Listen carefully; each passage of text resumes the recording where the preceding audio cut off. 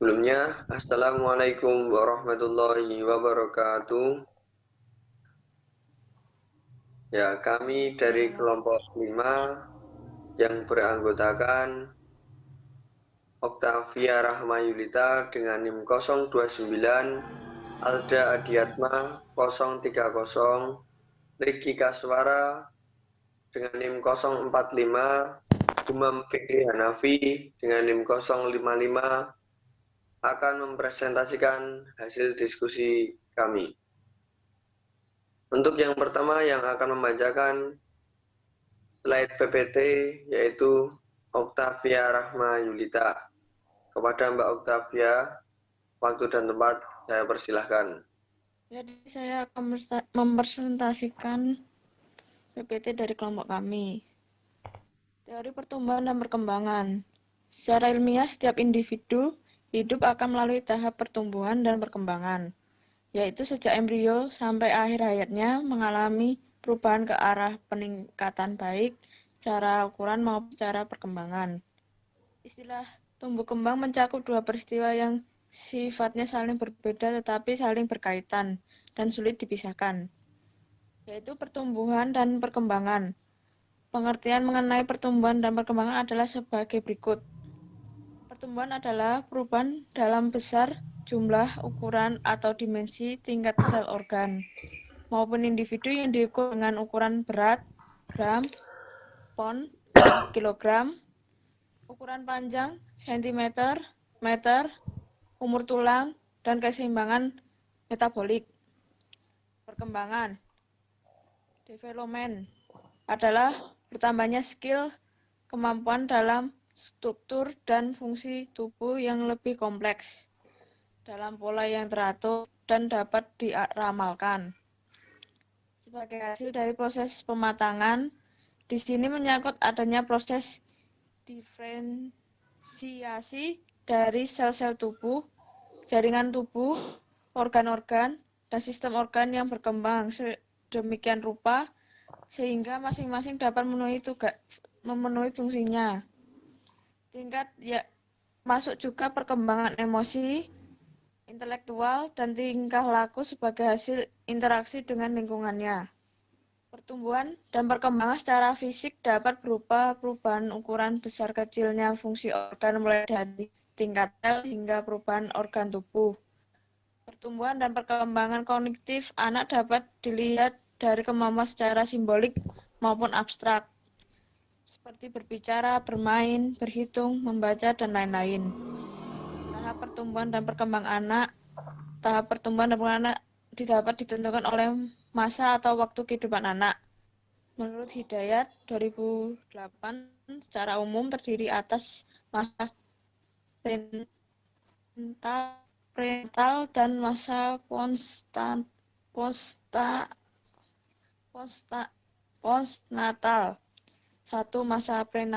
Masa prenatal terdiri atau dua fase, yaitu fase embrio dan fase festus.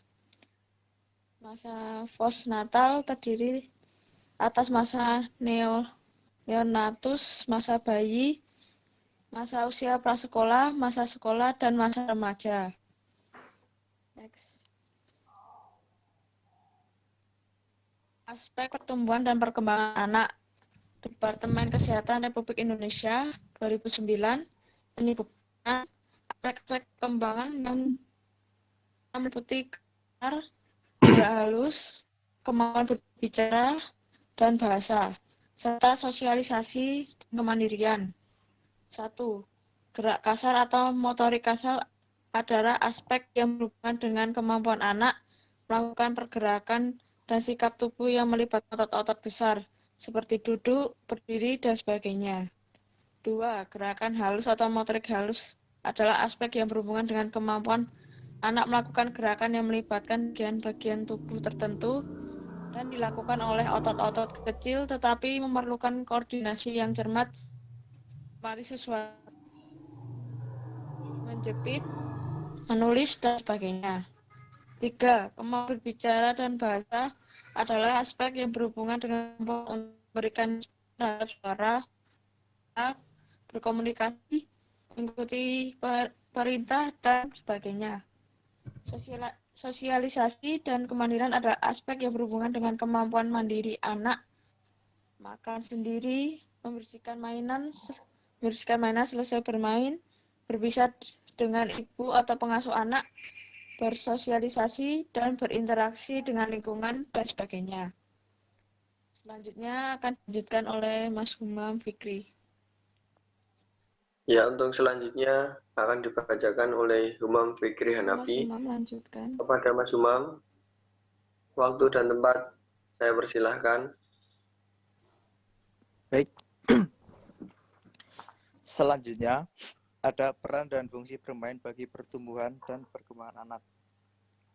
Bermain bagi anak-anak memiliki peran yang sangat penting. Para pakar psikologi berpendapat bahwa kegiatan bermain dapat menjadi sarana untuk perkembangan anak. Dengan melakukan permainan, anak-anak akan terlatih secara fisik, maka dengan demikian kemampuan kognitif dan sosialnya pun akan berkembang. Bermain memberikan suatu kesenangan bagi anak-anak karena dapat membantu pertumbuhan dan perkembangan anak ini dari segi perkembangan otot kasar dan otot halus, meningkatkan penalaran anak dan memahami kebermaknaan lingkungannya, membentuk daya imajinasi anak, serta mengembangkan kreativitas. Oke, selanjutnya pada saat bermain, anak memiliki kesempatan untuk mengekspresikan segala sesuatu yang ia rasakan dan dipikirkan. Melalui bermain, anak sebenarnya sedang mempraktekkan keterampilan yang dimilikinya secara langsung. Karena dengan praktek, anak akan mendapatkan pengalaman unik yang dapat membangun pengetahuannya. Untuk mendapatkan kepuasan dalam bermain karena secara tidak langsung anak mengembangkan dirinya sendiri. Fungsi bermain bagi anak usia dini dapat dijadikan sebagai modal yang jika dilaksanakan dengan tepat, baik dilengkapi dengan alat maupun tanpa alat, akan sangat membantu mengembangkan aspek-aspek perkembangan anak, baik perkembangan sosial, emosional, kognitif, dan afektif pada umumnya, serta dapat mengembangkan daya kreativitas anak.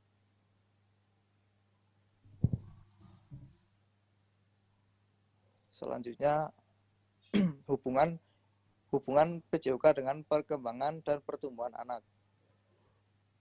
Menurut Sutrisna, terdapat dua asumsi yang melandasi untuk memahami hubungan timbal balik antara pendidikan jasmani, olahraga, dan kesehatan dengan pertumbuhan dan perkembangan anak didik.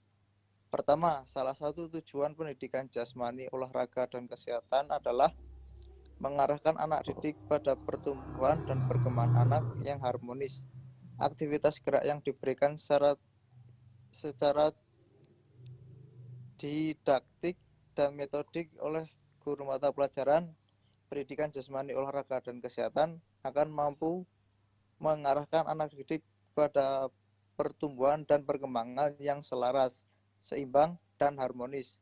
Oleh sebab itu, guru pendidikan jasmani harus berusaha untuk mengaktualisasikan program pembelajaran yang sesuai dengan pertumbuhan dan perkembangan anak didik. Kedua, pertumbuhan dan perkembangan anak didik menjadi materi pembelajaran pendidikan jasmani di sekolah dasar. Dalam proses pembelajarannya, perkembangan gerak menjadi acuan dalam pengembangan program pendidikan jasmani, olahraga, dan kesehatan. Melalui aktivitas gerak pilihan yang sesuai dengan karakteristik pertumbuhan dan perkembangan gerak, diharapkan dapat mengantarkan mereka dapat pertumbuhan dan perkembangan yang harmonis. Selanjutnya akan dibacakan oleh Mas Alda. Untuk PPT selanjutnya yang akan membacakan yaitu saya sendiri.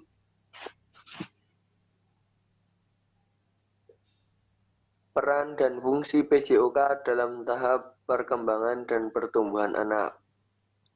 Menurut Sutrisna, pendidikan jasmani merupakan bagian integral dari pendidikan keseluruhan yang bertujuan untuk mengembangkan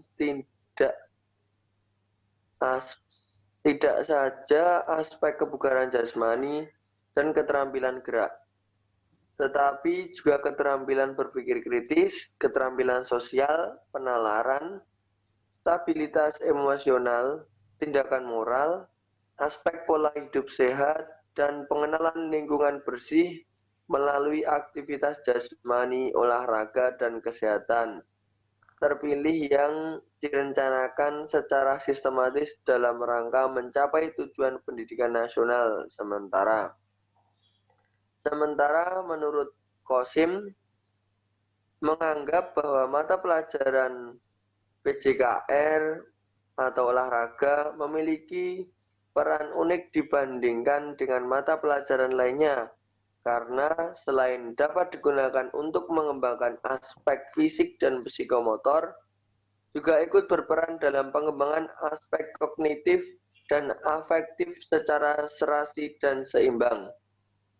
Pernyataan tersebut semakin memperjelas bahwa pendidikan jasmani, olahraga, dan kesehatan mempunyai peran dan fungsi yang strategis dalam mengembangkan anak didik secara komprehensif. Untuk selanjutnya, peran PJOK terhadap perkembangan gerak anak itu salah satu peran pendidikan jasmani, olahraga, dan kesehatan di sekolah adalah peningkatan kesegaran jasmani anak didik. Jadi kesegaran jasmani yang baik diharapkan anak didik dapat mencapai perkembangan gerak yang optimal sehingga dapat mengikuti atau melakukan aktivitas pembelajaran lainnya dengan lebih baik. Kesegaran jasmani merupakan kemampuan seorang untuk melakukan pekerjaan dalam waktu yang cukup lama tanpa mengalami kelelahan, yang berarti serta mampu melakukan pekerjaan lainnya dengan kualitas yang tidak jauh berbeda dengan aktivitas sebelumnya. Nah, pendidikan jasmani melalui aktivitas jasmani secara langsung dapat meningkatkan kualitas kesegaran jasmani anak didik. Kesegaran jasmani ini tidak berpengaruh bagi perkembangan berpikir, tetapi dapat memberikan suplai bagi bahan-bahan yang dibutuhkan oleh otak. Pertumbuhan yang baik akan tercipta pula kemungkinan lahirnya kemampuan berpikir secara cemerlang. Kesegaran jasmani diklarifikasikan menjadi dua, yaitu 1.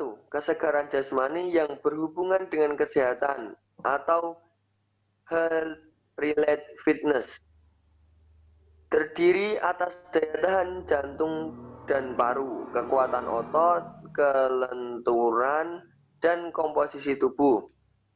Untuk yang kedua, kesegaran jasmani yang berhubungan dengan keterampilan atau skill-related fitness, terdiri atas keseimbangan daya ledak, koordinasi, dan kelincahan. Untuk daya tahan jantung sangat dibutuhkan anak untuk melakukan aktivitas belajar serta mengerjakan aktivitas lainnya seperti bermain, membantu orang tua, kekuatan otot. Bagi siswa sangat diperlukan untuk mengangkat, menarik, mendorong, dan lain-lain. Kelentukan berguna bagi aktivitas sehari-hari anak. Kelentukan pula bermanfaat untuk mencegah cedera. Komposisi tubuh digunakan untuk parameter bagi pertumbuhan dan perkembangan anak. Komposisi tubuh setiap anak akan memperlihatkan pertumbuhan dan perkembangan yang berbeda. Kesegaran jasmani yang berhubungan dengan kesehatan anak sangat dibutuhkan untuk mengacu pertumbuhan dan perkembangannya. Dengan kesegaran jasmani yang baik, anak dapat melakukan berbagai aktivitas fisik yang dibutuhkan untuk pertumbuhan dan perkembangan, serta tahan terhadap serangan penyakit. Ya, untuk PPT selanjutnya akan dibacakan oleh Saudara Riki Kaswara. Kepada Saudara Riki, waktu dan tempat saya persilahkan. Baik, saya akan melanjutkan presentasi selanjutnya. Peran PJOK terhadap keterampilan sosial. Menurut Sutrisna, bermain dan bergerak merupakan fenomena universal manusia. Pada tahap pertumbuhan dan perkembangan anak, bermain merupakan pemicu awal yang dapat menggerakkan keseluruhan aspek pertumbuhan dan perkembangan. Sementara itu, pendidikan jasmani, olahraga, dan kesehatan merupakan pendidikan yang menggunakan aktivitas fisik untuk merealisasikan program pembelajaran. Pendidikan jasmani, olahraga, dan kesehatan mendorong anak untuk bermain dan bergerak yang dikemas sedemikian rupa sehingga berbagai nilai-nilai sosial dapat terinternalisasi dalam kepribadian anak.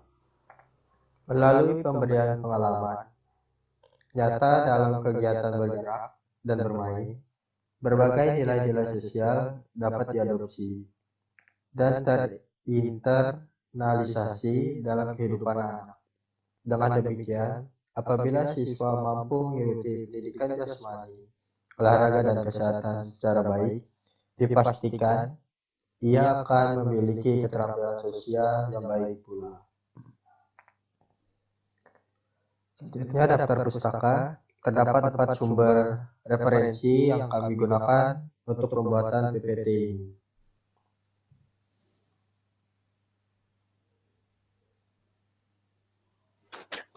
Ya, terima kasih kepada teman-teman yang sudah mempresentasikan PowerPoint atau PPT ini. Sebelum mengakhiri, mari kita on cam dulu, kita foto.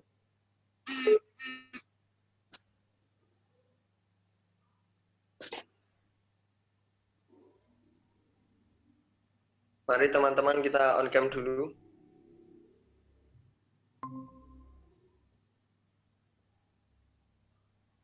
Ya, 1, 2, 3.